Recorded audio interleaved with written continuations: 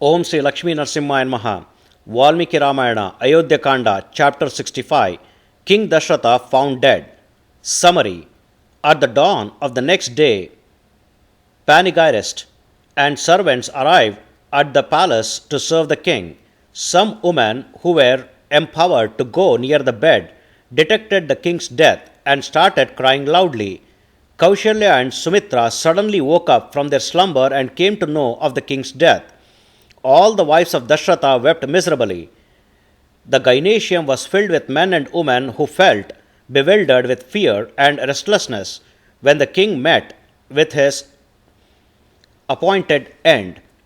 Chapter 65 in detail. While the night passed away, there arrived at the residence of the emperor at the dawn of the next day highly cultured and excellent learned bards who were pronouncers of benedictions and whose custom was to eulogize the king, as well as singers and panegyrists uttering recitations in different styles. Their sounds of praises, uttering benedictions in a loud voice and pronouncing accolades of the king, pervaded in full the interior area of the palace, while those bards are uttering praises. Others, who make a bang of claps, patted the claps, eulogizing the previous glorious acts of Dasharatha. The birds dwelling in royal palaces perched on the branch of trees and others in cages were awakened by the sound and began to twitter. The auspicious words uttered by bards, parrots, etc., and the notes of veena, as well as blissful songs of the metric verses, filled the palace. Then, as before, persons who maintained pure practices and those who were skilled in services to the king, most of whom were women and servants, arrived there to serve the king. Those who took care of royal ablutions brought water sprinkled with yellow sandal in golden pitchers in accordance with appropriate time and the set procedures. In that manner, women too, most of who were virgins, brought all that were pleasing to the touch, eatables, decorative clothing, and ornament. All that was brought near him was endowed with all auspicious characteristics, offered with reverence as per prescribed scriptures. All that was extremely graceful, all that retinue greatly excited as they were, without coming near to the king, and with a suspicion as to what was it, stayed thus till sunrise. The women who were empowered to go near the bed of Dasharatha went in proximity to him and woke him up. Even so, those modest and prudent women with proper conduct touched Dasharatha's bed and could not detect any signs of life whatsoever in him. Those women knew the condition of a body in sleep by its gesture, movements, and others.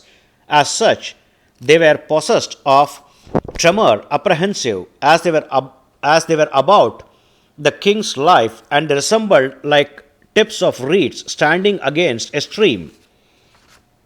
Now, seeing the king certainly arose in the minds of those doubting women about the calamity of death that was apprehended.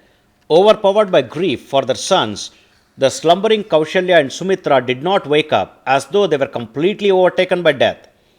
Kausalya, bereft of luster, pale-faced, emaciated with grief, and dispirited, did not shine brightly as before, like a star hidden away in darkness.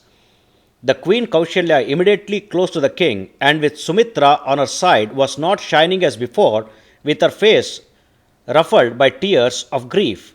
The persons in the gynaeceum, having seen those distinguished queens in slumber, and also the king in that manner, thought that the king had lost his life while just sleeping.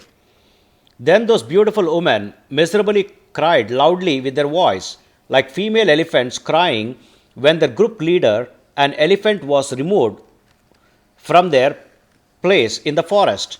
Kausalya and Sumitra suddenly obtained consciousness by the sound of the cries and woke up from sleep. Kausalya and Sumitra, on seeing and touching King Dasharatha, cried, "O Lord," and fell on the ground.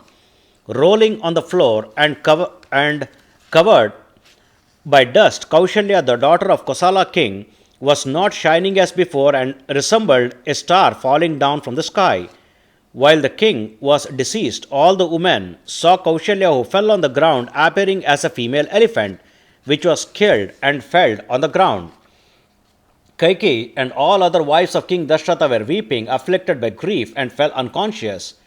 That great noise was supplemented by those wailing women, bloated by which it rendered the house all the more noisy.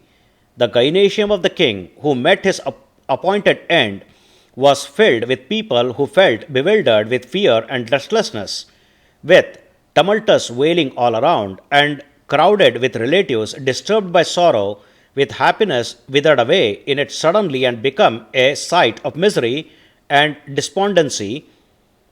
Knowing that the glorious king of excellence has passed away, the king's wives surrounded him with great sorrow, pitiable, wailing profusely, and lamented, grasping their hands at one another like orphans. Thus completes 65th chapter of Ayodhya Kanda of the glorious Ramayana of Valmiki, the work of a sage and the oldest epic. Sri Moola Rama Vijayate. Om Sri Krishnarpanamastu.